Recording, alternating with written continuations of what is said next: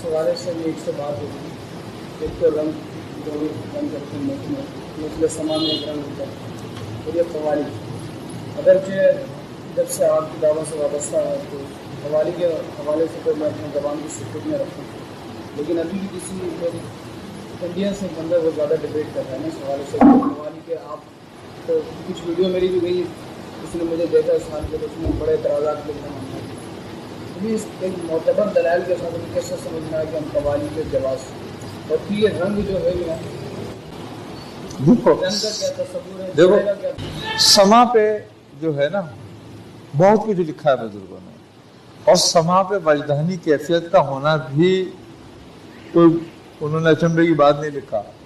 और वो ये कहते हैं कि अक्सर बुजुर्गों को वजदानी कैफियत रही थी, जिसमें एक वाक़या निज़ामुद्दीन महबूब इलाही रहमतुल्लाह अलैह का खड़े होकर वज्द करने का शाहरुख ने आलम भी लिखा।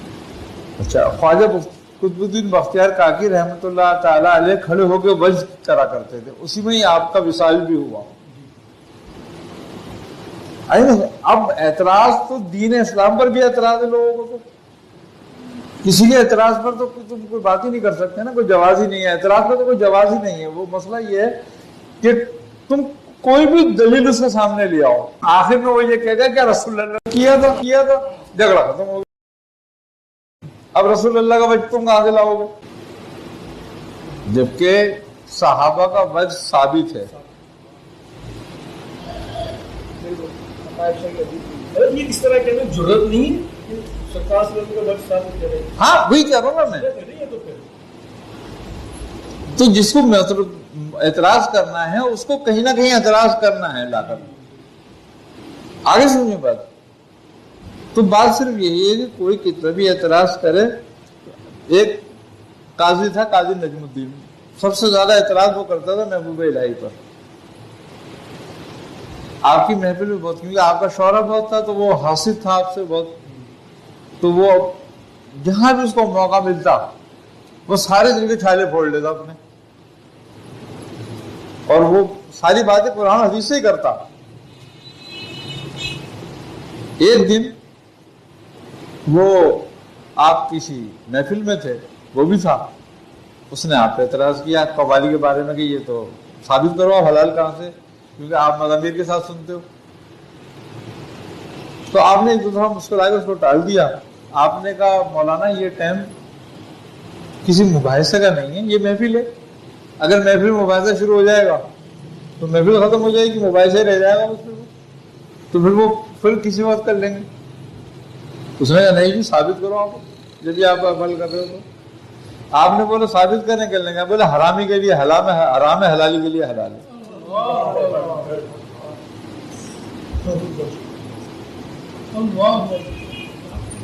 इस अल्फाज पे तो बड़ी लेते हो गए।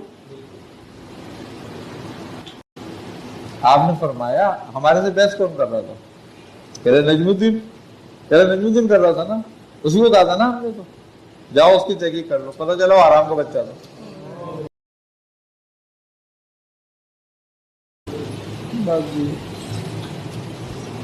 अब ये बात काबिल पकड़ भी है ना, अगर मौलवी इस बात को ले लें तो पकड़ के बैठ जाएंगे, कहने के तो कुरान भी ये कह रहा है, हदीस भी ये कह रही है, ये भी ये कह रहा है, वो भी ये कह रहा है, वो भी ये कह रहा है, वो भी ये कह रहा है। अब तुम सबके बारे में क्या कहोगे? बात ये नहीं है, बात ये खामखाई की तकरारें हैं भाई। जिसने नहीं करना उसने कभी नहीं करना, तुम कितने जवाब पेश कर दो। अब वहाबी फिरका है, तुम कुरान और हदीस से साबित करते हो नबी करीम सल्लल्लाहु अलैहि वसल्लम को, उनका जिंदा रहना होना भी, उनका गैब का इल्म भी, उनकी हर चीज साबित करते हो नहीं करते हो? कुरान और हदीस से करते हो, वो मानते हैं? नहीं मानते, झगड़ा खत्म हो गया, तुम क्या कर लोगे भाई? अब इसके बाद तुम्हारा क्या दलील लाने की? तो जिसने नहीं मानना उसने तो कभी भी नहीं मानना, झगड़ा खत्म हो गया। हम तो ये बात जानते हैं, और हमें किसी को मनवाने की जरूरत नहीं है।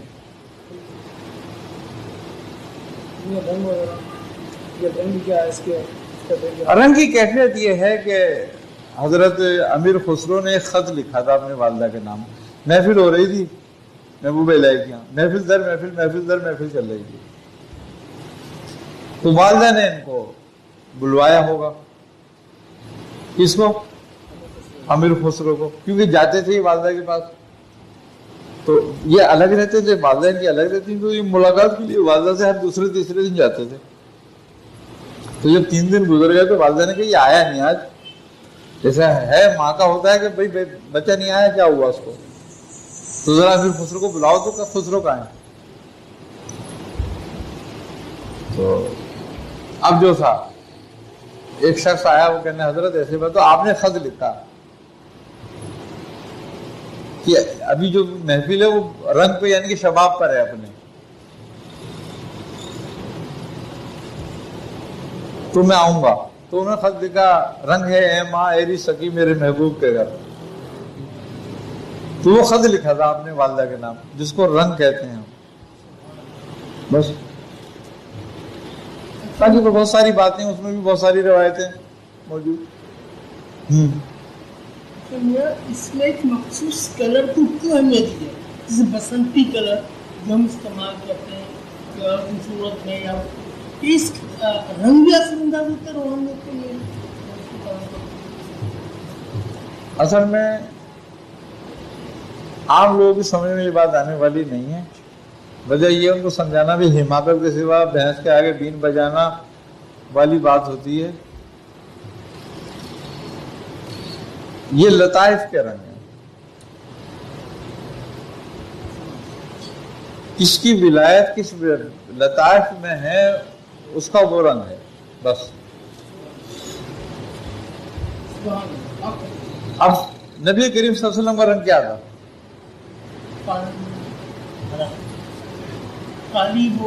سیاہ. ہرا رنگ آپ نے کب پسند کیا؟ ہرا رنگ تو کبھی آپ نے پہنا ہی نہیں، لیا ہی نہیں. ہاں اللہ نے چادر بھیجی تھی آپ کے لیے جو گلیم کہلاتی تھی، وہ سیاہ تھی. تو سیاہ رنگ، اب یہ سیاہ رنگ کیوں ہے؟ کیونکہ سیاہ رنگ جو ہے ذات کا ہے. تجلی ذات کا جو رنگ ہے وہ سیاہ ہے، اور تجلی ذات کا سیاہ رنگ ایسا ہی ہے جیسے تمہاری آنکھ کی پتلی ہے. تو اس لیے اللہ تعالیٰ نے آپ کو وہ رنگ دیا تھا. یہ خفی الاخفیٰ کا رنگ ہے. تو یہ لطائف سے تعلق رکھنے والی چیزیں ہیں. ہرا رنگ کسی لطیفے کا نہیں ہے. اچھا رہ گئی بات وہ ہرے گنبد کی، تو وہ تو خلیفہ عبد المجید ثانی نے ہرا کلر کرا دیا تھا اس پہ. شروع تو وہ سفید تھا.